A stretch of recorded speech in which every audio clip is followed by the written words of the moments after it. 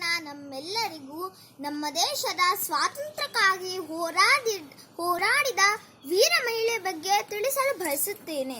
ಕ್ರಿಸ್ತ ಶಕ 1555ರಿಂದ 1569ರವರೆಗೂ ಪರಕೀಯರ ವಿರುದ್ಧ ಹೋರಾಡಿದ ಮೊಟ್ಟ ಮೊದಲ ಕರ್ನಾಟಕದ ಮಹಿಳೆ ಉಳ್ಳಾಳದ ವೀರರಾಣಿ ಅಬ್ಬಕ್ಕಾದೇವಿಯ ಪಾತ್ರವನ್ನು ಮಾಡುತ್ತಿದ್ದೇನೆ. ಉಳ್ಳಾಳದ ಮಹಾರಾಣಿಗಳೇ, ಮೊಗವೀರರೇ, ಏಳಿ ಎದ್ದೇಳಿ. ನಾವು ನಮ್ಮ ದೇಶವನ್ನು, ರಾಜ್ಯವನ್ನು ಪೋರ್ಚುಗೀಸರಿಂದ ರಕ್ಷಿಸಿಕೊಳ್ಳಬೇಕಾಗಿದೆ. ನಮ್ಮ ದೇಶವನ್ನು ವ್ಯಾಪಾರಕ್ಕೆಂದು ಬಂದು ಮೋಸದಿಂದ ನಮ್ಮ ದೇಶವನ್ನು ಆಕ್ರಮಿಸುತ್ತಿದ್ದಾರೆ.